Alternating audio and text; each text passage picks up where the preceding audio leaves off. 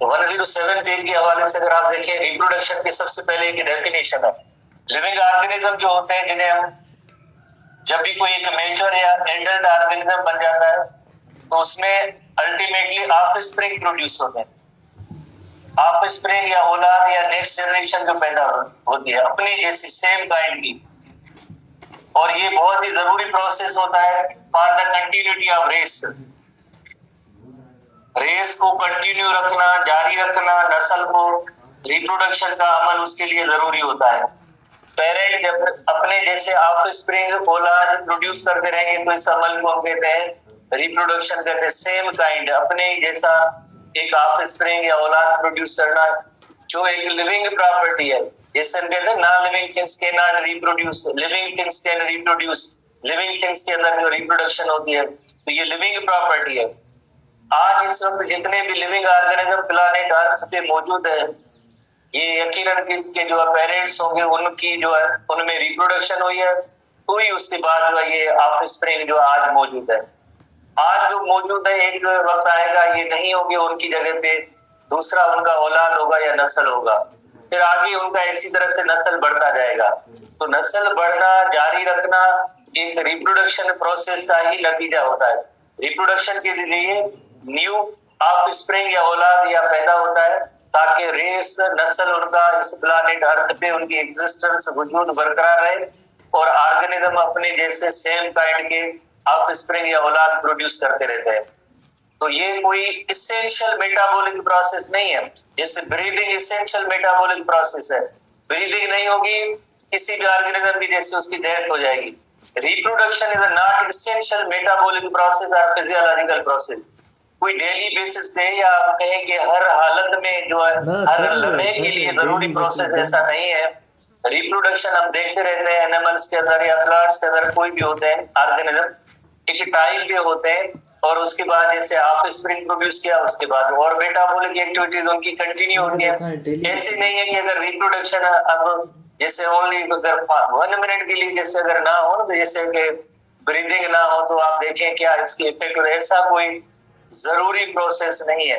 तो पहले सबसे पहले जैसे डेफिनेशन है process in which 1 or 2 parent contributor या ऑर्गेनिज्म एक नया इंडिविजुअल बनाए, उसे हम कहेंगे रिप्रोडक्शन।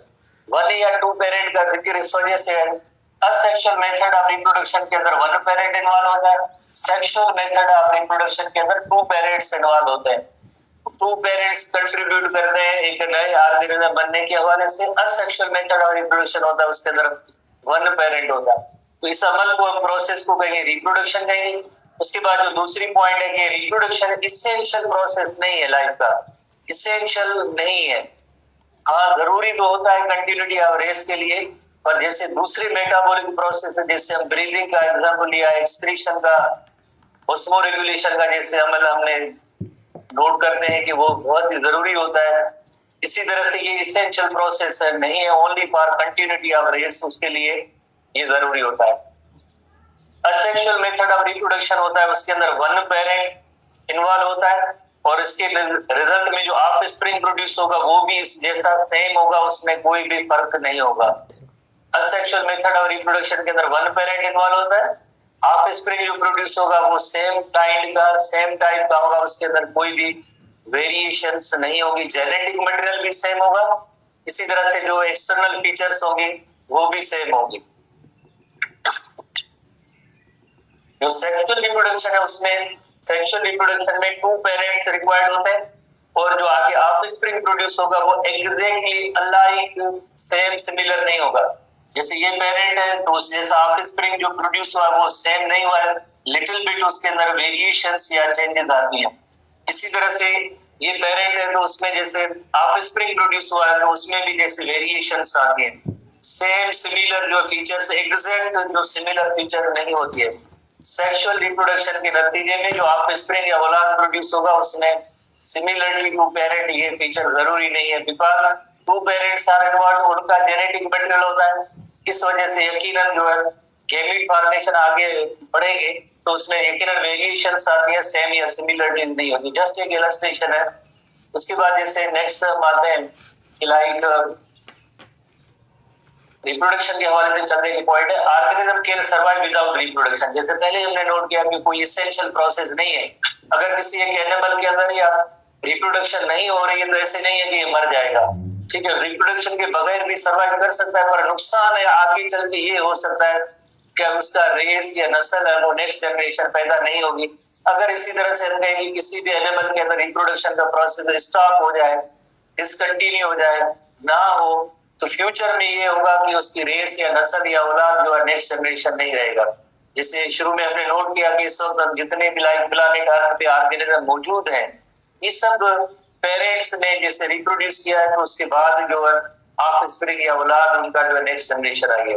तो कोई भी अगर जैसे ऑर्गेनिज्म अगर उसमें रिप्रोडक्शन नहीं होती है तो सर्वाइव तो कर सकता है, पर उसका नुकसान ये होगा न्यू ऑर्गेनिज्म नहीं बनेंगे, न्यू ऑर्गेनिज्म नहीं बनेंगे तो वो स्पीशीज इस लाइक उसका वजूद है इस प्लैनेट अर्थ से खत्म हो जाएगा, वैनिश हो जाएगा, अगर रिप्रोड्यूस ना करे तो। रिप्रोड्यूस ना करे तो वजूद उसका खत्म हो जाता है। जैसे आगे दो किस्म में मेन जो दो टाइप है, मेल्स किस तरह से पेरेंट्स जो है रिप्रोड्यूस करते हैं, टू वे, एक असेक्सुअल मेथड ऑफ रिप्रोडक्शन होता है, दूसरा होता है sexual method of reproduction. refers to no, sexual refers to sex cells, without sex cells are gametes, gametes के बगैर जो रिप्रोडक्शन होती है उसे हम कहते हैं asexual method of reproduction. Without sex cells, without gametes, sexual refers to sex cells, जो गेमीट्स के जरिए रिप्रोडक्शन होती है उसे हम कहते हैं सेक्सुअल रिप्रोडक्शन। और भी फीचर्स हैं जिसमें असेक्सुअल मेथड में वन पेरेंट इन्वॉल्व है, उसमें टू पेरेंट इन्वॉल्व होता है, सेम टाइप का ऑफ स्प्रिंग पैदा होता है, इसमें वेरिएशन वाला पैदा होता है। ओवरऑल एक थोड़ी सी लिस्ट भी है और चैप्टर 4 का जो इंट्रोडक्टरी पेज है उसके अंदर इनकी डिटेल भी मौजूद है। थोड़ी बहुत पॉइंट्स हम इस सेक्शन में आते हैं उनको डिस्कस करते हैं और मेजर पॉइंट वहां पे हम नोट करेंगे। पहले एसेक्सुअल मेथड को देखते हैं कि वो उसका कंपेयर लेंगे तो बिल्कुल वो सेक्सुअल होंगे। इन्वॉल्व सिंगल ऑर्गेनिज्म, उसमें दो पेरेंट्स इन्वॉल्व होते हैं। इस तरह से रिप्रोडक्शन के गैमेट्स के बगैर होती है, उसमें गैमेट्स के जरिए रिप्रोडक्शन होती है। इसी तरह से गैमेट्स की फ्यूजन नहीं होती है, सेक्सुअल रिप्रोडक्शन में गैमेट्स की फ्यूजन होती है। ओनली माइटोटिक सेल डिवीजन होती है, उसमें mitotic as well as meiotic cell division या म्यूसिस दोनों होंगी। ऑफस्प्रिंग जो प्रोड्यूस होता है वो आइडेंटिकल टू देयर पेरेंट होता है। आइडेंटिकल की मीनिंग होती है सेम और सिमिलर, और उनमें सेक्सुअल रिप्रोडक्शन के नतीजे में जो ऑफस्प्रिंग या औलाद प्रोड्यूस होगा उसमें लिटिल बिट थोड़ी सी वेरिएशन और चेंजेस होगी, सेम सिमिलर टाइप का जो ऑफस्प्रिंग नहीं प्रोड्यूस होता है। चांसेस ऑफ जेनेटिक वेरिएशन नहीं होती है बिकॉज ओनली वन पेरेंट होता है, तो उसी का सेम जेनेटिक मटेरियल है, नेक्स्ट जनरेशन में आता रहता है, कोई जेनेटिक वेरिएशन नहीं होगी और उनके अंदर जेनेटिक वेरिएशन कंटिन्यू रहती है, ना फकत ऑफस्प्रिंग में पर उनका भी आगे औलाद आएगा, जब वो पेरेंट्स बनेंगे तब भी वो नेक्स्ट जनरेशन के अंदर अगेन एंडलेस वेरिएशंस आती रहेगी, endless variations. Asexual method of reproduction not useful for natural selection because इनमें एडेप्टेशन की एबिलिटी नहीं है। अगर एनवायरनमेंट चेंज होता है, चेंजिंग एनवायरनमेंट के हवाले से न्यू फीचर तो इनमें आती नहीं है, फिर इनका सर्वाइवल मुश्किल हो जाता है। ये असेक्सुअल मेथड ऑफ रिप्रोडक्शन का एक डिसएडवांटेज होता है कि वेरिएशंस ना आने की वजह से, जैसे अगर कंडीशन और एनवायरमेंटल जैसे सिचुएशन है वो अगर चेंज हो जाए तो फिर उनके अंदर उनका सर्वाइवल मुश्किल हो जाता है। सेक्सुअल रिप्रोडक्शन का यही फायदा होता है कि उसके अंदर वेरिएशंस आती है। वेरिएशंस आने की वजह से ये होता है कि जो अगर एनवायरमेंटल कंडीशन अगर चेंज भी आ जाए तो उनके अंदर एडेप्टेशन की सलाहियत होती है चेंज कैरेक्टरिस्टिक की वजह से। और इसी तरह से वेरिएशन ना आने की वजह से ये एवोल्यूशन के प्रोसेस को भी फेवर नहीं करते हैं, वो एवोल्यूशन के प्रोसेस को फेवर करते हैं जब भी थोड़ी थोड़ी सी चेंजेस आती जाएगी। इसी तरह से फर्दर जो बडिंग है, स्पोरुलेशन, फ्रेगमेंटेशन, इस तरह से उनके अंदर आइसोगेमी, एन आइसोगेमी, हेटेरोगेमी, ऊगेमी, ये सेक्सुअल रिप्रोडक्शन के जो फर्दर टाइप्स हैं उनको आगे डिस्कस करेंगे। पहले सबसे पहले हम एचटीबी के हवाले से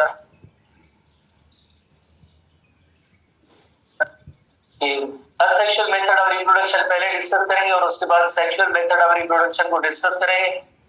asexual method of reproduction, a new organism is formed from one parent। जैसे आपको पता है कि ये एक मेन क्राइटेरिया है, असेक्सुअल रिप्रोडक्शन के अंदर वन पेरेंट इन्वॉल्व होता है। टू पेरेंट्स नहीं, वन पेरेंट इन्वॉल्व होता है।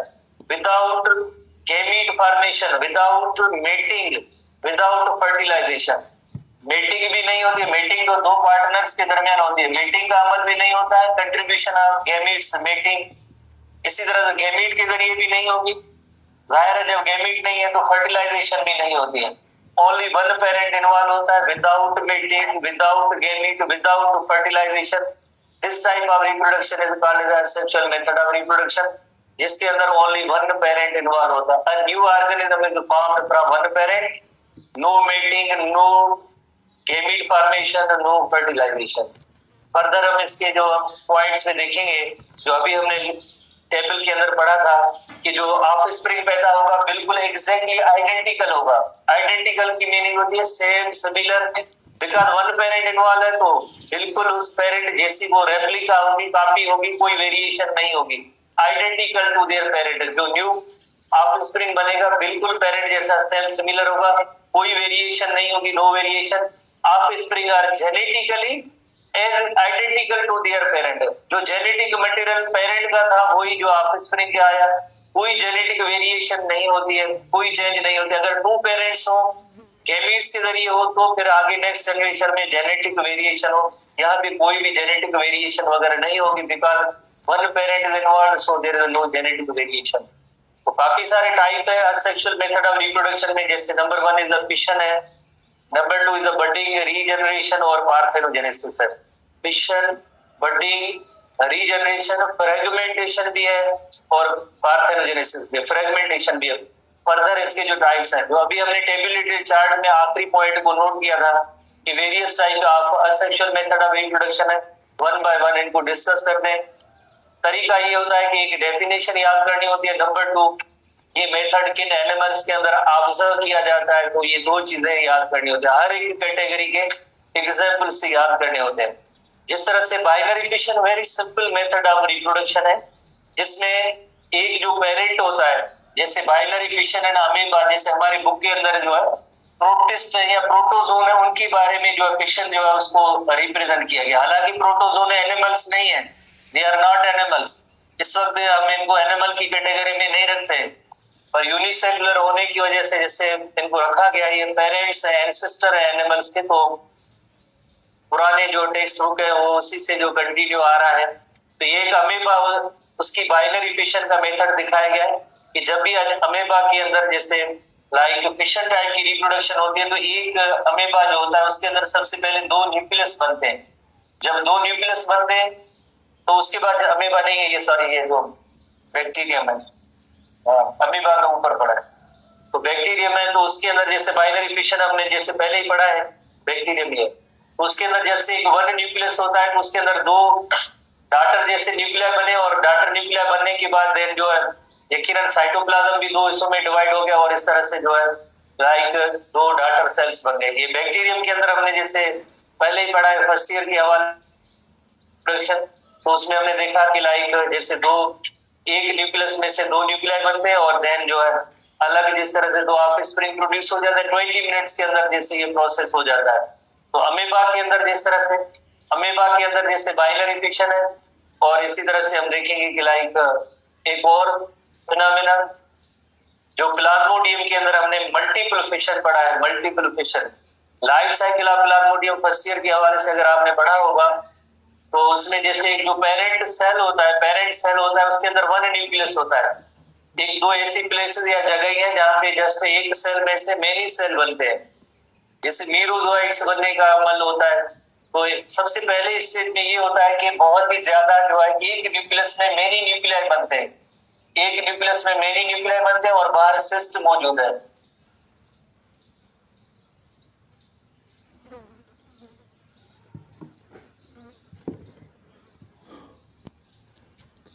न्यूक्लियस में से बहुत ज्यादा न्यूक्लियस बनते हैं, many nuclei are found cyst के अंदर। हर एक न्यूक्लियस के बाहर जो एक साइटोप्लाज्म का पोर्शन आ जाता है, देन ये सिस्ट बर्स्ट होगी, सिस्ट ब्रेक होगी, और उसके बाद जैसे daughter cells are released. This type of reproduction is called multiple fission, इसे हम कहते हैं मल्टीपल फिशन कहते हैं। इस किस्म की रिप्रोडक्शन हो तो उसे मल्टीपल फिशन कहते हैं। जब एक पेरेंट में से स्प्लिट होने की वजह से दो ऑफ स्प्रिंग बनते हैं तो उसे हम कहते हैं बाइनरी फिशन। बाय लफ्ज की मीनिंग ही टू है, मल्टीपल लफ्ज की मीनिंग ही है मेनी। तो फिशन टाइप का रिप्रोडक्शन जिसमें लाइक डेफिनेशन है सिंपलेस्ट मेथड है, सबसे जितने भी असेक्सुअल मेथड ऑफ रिप्रोडक्शन है, simplest method of asexual reproduction in which parent body parent divide हो जाती है टू, अगर ऑफस्प्रिंग या टू और मोर हो गई तो मल्टीपल फिशन, टू अगर ऑफस्प्रिंग में जैसे स्प्लिट होता है तो उसे बाइनरी फिशन देते हैं। हर एक इंडिविजुअल न्यू इंडिविजुअल बन जाएगा। तो ये बाइनरी फिशन की डेफिनेशन कि binary fission is parent body splits into two, it is called binary fission. अगर पेरेंट बॉडी मेनी कॉपीज में जैसे डिवाइड होती है तो उसे हम कहते हैं मल्टीपल फिशन। मल्टीपल फिशन जब parent more than two daughter organism में ब्रेक हो जाए, न्यू ऑर्गेनिज्म जो बने, मेनी ऑर्गेनिज्म बने, तो उसे हम कहते हैं मल्टीपल फिशन। कहां पे fission is very common in protist. Protist क्या है? प्रोटोजोन जो अभी हमने डिस्कस किया, अमीबा, प्लाज्मोडियम और पैरामीशियम है।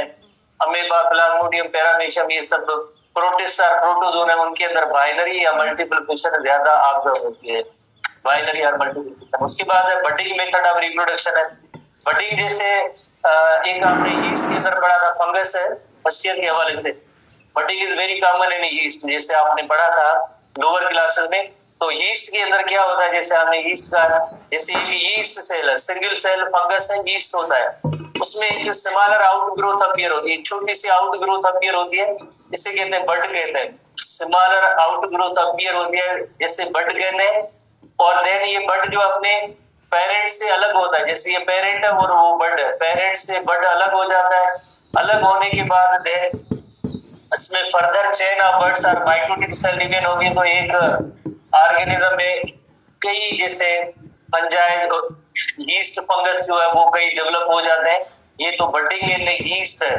पर ये बडिंग जो है एनिमल्स के अंदर कैसे होती है? एनिमल्स के अंदर ये होती है कि जैसे पहले इलस्ट्रेशन देखते हैं, स्मॉल आउट ग्रोथ अपीयर होती है। जैसे अगर हम एग्जांपल लेते हैं हाइड्रा का, जैसे ये हाइड्रा एनिमल है, फाइलम नाइडेरिया से इसका ताल्लुक है। इसी हाइड्रा में आप देखेंगे एक छोटा सा एक बड और स्मॉल आउट ग्रोथ अपीयर होती है, ये ग्रोइंग बड है, ये पेरेंट है, उसमें से एक छोटी सी आउट ग्रोथ अपीयर होती है, इसका नेम होता है बड होता है।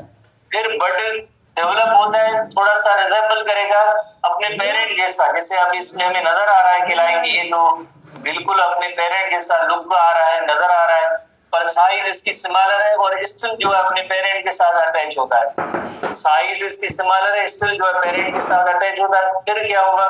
फिर यकीनन इससे ये डिटैच होगा, डिटैच पेरेंट से डिटैच होगा, अलग होगा, फिर ग्रो करेगा और इसकी जो है मेच्योर साइज तक पहुंच जाता है। This type of method of reproduction is called budding. जैसे हाइड्रा के अंदर जैसे जो पहले बड ग्रो करता है, फिर उसके अंदर उसकी शेप जो पेरेंट जैसे रिजेंबल करती है, फिर पेरेंट से डिटैच होता है। डिटैच की मीनिंग होती है अलग होता है या सेपरेट होता है। सेपरेट होने के बाद देन जो है ग्रो करेगा और वापस एक मेच्योर साइज तक पहुंच जाता है, मेच्योर साइज तक पहुंच जाता है। तो बडिंग का अमल किस तरह से होता है एसटीपी के हवाले से देखें। Bud starts growing it when all, अच्छा इस पहले डेफिनेशन भी है। Budding small out growth appear होती है, कहां से अपीयर होती है? वो पेरेंट बॉडी से अपीयर होती है। जैसे आपने हाइड्रा के हवाले से देखा कि उसके अंदर पहले स्मॉल आउट ग्रोथ अपीयर हुई पेरेंट बॉडी से, जिसे हम कहते हैं बड कहते हैं, और इस बड बनने के अमल को प्रोसेस बडिंग कहते हैं। और आपने देखा कि वो small out growth looks like to parent, उसमें ऐसे टिश्यूज बनते हैं, स्पेशलाइज्ड सेल्स एंड टिश्यूज बनते हैं। फिर जो है लुक्स लाइक स्मॉल इंडिविजुअल, शुरू में जब बड अपीयर हुआ था तो उसकी जो लुक है वो पेरेंट जैसी नहीं थी, पर जैसे ही उसके अंदर स्पेशलाइज्ड सेल्स और टिश्यूज बनेंगे तो फिर क्या होता है कि उसकी लुक जो होगी लाइक द पेरेंट्स होगी, स्मॉल होगी, पर पेरेंट जैसा ही लुक होगा। फिर क्या होगा कि वो ब्रेक्स ऑफ, यानी उससे अलग होगा, डिटैच होगा, सेपरेट होगा, और एक उसमें न्यू बडिंग का प्रोसेस है। ऐसे किन किन एनिमल्स में ऑब्जर्व किया जाता है, एग्जाम्पल याद करना बहुत जरूरी होता है। टेस्ट के हवाले से यही सवाल होते हैं कि बडिंग इज वेरी कॉमन है। स्पंजिस के अंदर भी बडिंग होती है। हाइड्रा और कोरल, हाइड्रा और कोरल दोनों जो है नाइडेरिया फाइलम से ताल्लुक रखते हैं, सिलेंट्रेटा फाइलम से ताल्लुक रखते हैं। बीइंग मोर कॉमन इन जो कॉलोनीज बनाते हैं उनके अंदर जो है बडिंग का प्रोसेस बहुत ज्यादा होता है। हाइड्रा और कोरल्स जो है बहुत नाइडेरिया फाइलम से इनका जो ताल्लुक होता है। नाइडेरिया और सिलिंड्रेटा फाइलम से इसका ताल्लुक है। बाकी जैसे स्पंजिस आपको पता है फाइलम पोरीफेरा के एनिमल्स को स्पंजिस कहते हैं, तो पोरीफेरा और नाइडेरिया इनके अंदर जो है बडिंग एनिमल्स की जो बडिंग है इनके अंदर कॉमन हो गया। एक इलस्ट्रेशन ये हमने देखी। इसी तरह से जो स्पंजिस के अंदर भी ऐसी बडिंग होती है, स्पंजिस के अंदर भी बडिंग होती है। हाइड्रा बुक में जैसे एक हाइड्रा का एग्जाम्पल है, हाइड्रा एनिमल था, बर्ड निकला, बर्ड के अंदर स्पेशलाइज अब टिश्यूज हुए, उसकी लुक जो है पेरेंट जैसी आई, पेरेंट जैसी लुक आने के बाद ये अलग हुआ, सेपरेट हुआ, डिटैच हुआ और एक छोटा न्यू इंडिविजुअल बना, पर इसके आगे जाके ग्रोथ होगी, ग्रोथ होने के बाद वो मैच्योर साइज तक हो जाएगा। इस अमल को हम कहते हैं बडिंग कहते हैं। बडिंग के बाद है रीजनरेशन। रीजनरेशन को थोड़ी पहले एक इलस्ट्रेशन के जरिए समझे, फिर होपफुली आप इसको समझ जाएंगे।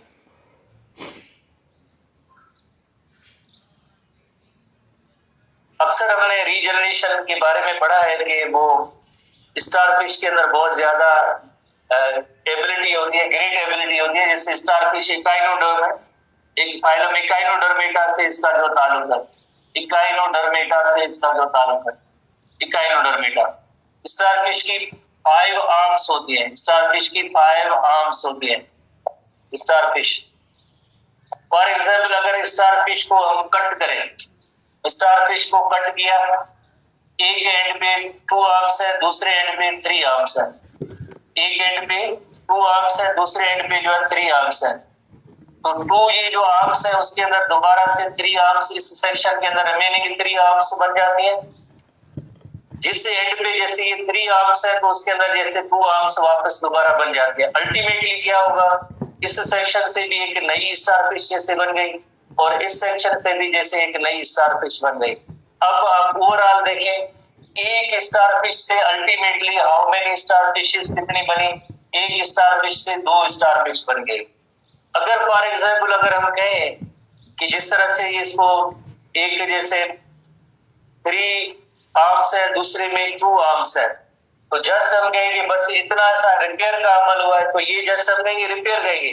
पर इसमें क्या हुआ है कि 2 नए ऑर्गेनिज्म बने, पेरेंट से 2 नए ऑर्गेनिज्म बने। जैसे अगर वॉल लिजर्ड का हम एग्जाम्पल लेते हैं, वॉल लिजर्ड का अगर टेल कट हो जाता है तो दोबारा से टेल आया, तो वो जस्ट एक रिपेयर का प्रोसेस है। ऐसे नहीं कि उस टेल से एक नई जिस तरह लिजर्ड बन गई है। पर यहाँ भी क्या हुआ है कि 2 नए ऑर्गेनिज्म बन गए, एक स्टारफिश में से 2 नए ऑर्गेनिज्म बन गए, तो ये रिप्रोडक्शन हुई, रीजनरेशन मेथड के जरिए रिप्रोडक्शन हुई। ब्रोकन या लास्ट पार्ट था वो रीग्रो हुआ, रीग्रो होने के बाद एक नया ऑर्गेनिज्म बना। This type of method of reproduction is called regeneration. इसी तरह से अगर आप देखें रीजनरेशन कुछ प्लेट वर्म्स, प्लेनेरिया वर्म्स होते हैं, उनके अंदर भी होती है। जैसे ये एक प्लेनेरिया है, इसको अगर हम 2 हिस्सों में कट करते हैं, या इससे भी एक और अच्छी इलस्ट्रेशन, ये प्लेनेरिया है और इसको 2 हिस्सों में कट करते हैं। जैसे ये टेल एंड है और ये हेड एंड है, 2 हिस्सों में कट कर दिया। तो अब देखिए इस हेड एंड का कौन सा पार्ट मिस है, हेड एंड का टेल एंड पार्ट है, ये मिस है। ये दोबारा से नया बन जाएगा, नया बन जाएगा तो इसमें एक नया, इस जस्ट हेड एंड से एक नया जो है लाइक एक वर्म बन गया। इसी तरह से आप देखें ये जो है टेल एंड है, टेल एंड बड़ा है, इसके अंदर मिस क्या है, मिस है हेड एंड, तो इसके अंदर वापस से हेड एंड भी बन गया। तो अल्टीमेटली क्या हुआ, अल्टीमेटली ये हुआ कि एक वर्म से 2 नए वर्म बन गए। अगर भले हेड और टेल एंड को अलग भी किया है, हर एक के अंदर जैसे एक नया पार्ट बन गया, नया पार्ट बन गया। अल्टीमेटली ये हुआ कि एक वर्म से 2 वर्म नए बन गए। फिनोमेना रिप्रोडक्शन, और कौन सा मेथड है, ये रीजनरेशन है। इसके अंदर ये हुआ है कि लाइक जब हेड एंड और टेल एंड को अलग किया जाता है तो हेड एंड से भी एक नया इंडिविजुअल बना, टेल एंड से भी एक नया इंडिविजुअल बना। This method of reproduction is called regeneration. हर एक पार्ट में एक नया जो ऑफस्प्रिंग पैदा हो गया, एक में से 2 ऑफस्प्रिंग पैदा हो गए। जस्ट उसकी रिपेयर नहीं है पर उसमें से एक नया इंडिविजुअल बनता है, तो हम कहेंगे कि ये मेथड ऑफ रिप्रोडक्शन है। Regeneration is the process of regrowing the missing part. Missing part कौन सा, जैसे अगर प्लेनेरिया का एग्जांपल लिया था, हेड और टेल, हेड का मिसिंग पार्ट था टेल एंड, टेल एंड का मिसिंग पार्ट था हेड एंड, तो दोनों दोबारा से बन गए, तो दो नए ऑर्गेनिज्म बन गए। Missing parts which have been lost by accident और लेबोरेटरी के जरिए हम उस लेबोरेटरी में उसको कट करते हैं। जैसे लेबोरेटरी में हम कट करें एक्सपेरिमेंटली, तब भी देखते हैं कि हेड एंड से टेल एंड बन जाता है, और टेल एंड होता है तब भी वापस हेड एंड बन जाता है। या एक्सीडेंटली नेचुरली अगर इस तरह से कोई फिनोमेना होता है जिसके जरिए जैसे अगर कोई कट होता है दो पीसेस में, तब भी हर एक पीस में एक नया इंडिविजुअल बन जाता है। तो दोनों कंडीशन में ये रीजनरेशन है। जैसे हमारे बुक के अंदर जो एग्जाम्पल भी लिया गया है, एग्जाम्पल इस तरह से दिया गया है कि like it is common in worms. कौन से वर्म? जैसे प्लेट वर्म है, head develops into tail end tail end develops into head. वापस इस तरह से दो ऑर्गेनिज्म बन गए। इस मेथड ऑफ रिप्रोडक्शन को हम कहते हैं रीजनरेशन कहते हैं। और रीजनरेशन किस में है? लाइक इकाइनोडर्म्स में ही ज्यादा होती है रीजनरेशन। इकाइनोडर्म में फर्स्ट ईयर में जब हम लाइक फाइला की फीचर्स पढ़ते हैं तो उसके अंदर हम ये पढ़ते हैं कि regeneration is very prominent common in echinoderms starfish के अंदर, because new organisms can be formed in this way. हमने जैसे लिजर्ड का एग्जांपल लिया था, लिजर्ड का टेल कट किया गया या कट होता है एक्सीडेंटली, तब वापस टेल आता है तो रिपेयर हुई है, कोई नया ऑर्गेनिज्म नहीं बना है। इसमें क्या होता है कि नया ऑर्गेनिज्म बनता है। इस वजह से हम कहेंगे कि regeneration is a method of reproduction. Regeneration is a method of reproduction. Parent में से दो नए ऑफस्प्रिंग बनते हैं, तो इस वजह से हम कहते हैं regeneration is a method of reproduction. अगर जस्ट सिर्फ उसकी जो लाइक कट पार्ट दोबारा से अगर बनता तो हम कहते हैं वो रिपेयर हुई है, पर यहाँ पे बिल्कुल दो नए ऑर्गेनिज्म बन गए। This method of reproduction is called regeneration. इसी तरह से एक मेथड है फ्रेगमेंटेशन, थोड़ा सा इसी से रिजेंबल करता है, पर फ्रेगमेंट लफ्ज की मीनिंग होती है पीस, टुकड़ा। अगर किसी एक वर्म को भी हम पीसेस में टुकड़ों में अगर कट करते हैं, हर एक टुकड़े में से एक नया वर्म पैदा होता है, तो इस मेथड ऑफ रिप्रोडक्शन को हम कहते हैं fragmentation. Pieces of parent body उनको स्प्लिट करें तो हर एक पीस में से एक वापस से न्यू कंप्लीट एक स्पंज भी बन जाता है, वर्म भी बन जाते हैं। वर्म्स में भी होता है, स्पंजेस में भी होता है। जैसे चैप्टर 7 इंटर क्लास के अंदर विल्सन के एक्सपेरिमेंट थे, उसमें में कैंसर के हवाले से आपको याद होगा। इसी तरह से तो इस हवाले से भी इनके ऊपर एक्सपेरिमेंट किए गए थे। इनके अंदर सेलुलर लेवल ऑफ ऑर्गेनाइजेशन है। जैसे ये स्पंज है, स्पंज की जो टुकड़े किए गए, जैसे एक टुकड़ा अलग किया, ये दूसरा, ये तीसरा। Parent splitted and thrown off the parent body. ये पेरेंट था, इसमें ये तीन टुकड़े जैसे करके इसको बिल्कुल अलग अलग, सबको अलग अलग कर दिया। बाद में देखा गया कि हर एक टुकड़े में से एक नया स्पंज बन गया, इसमें से भी न्यू स्पंज बन गया, और इसमें भी जैसे एक न्यू स्पंज बन गया। तो इस मेथड ऑफ रिप्रोडक्शन को हम कहते हैं फ्रेगमेंटेशन। फ्रेगमेंटेशन, हर एक टुकड़े में से एक नया इंडिविजुअल बन गया। या इसी तरह से एक प्लेट वर्म है, प्लेनेरिया, उसमें भी एक प्रोसेस किया गया। जैसे ये एक पेरेंट प्लेनेरिया है, उसके तीन टुकड़े किए गए। एक जैसे ये हेड का पीस है, दूसरा ये टेल का पीस है, और तीसरा जो पीस है ये मिडिल पीस था।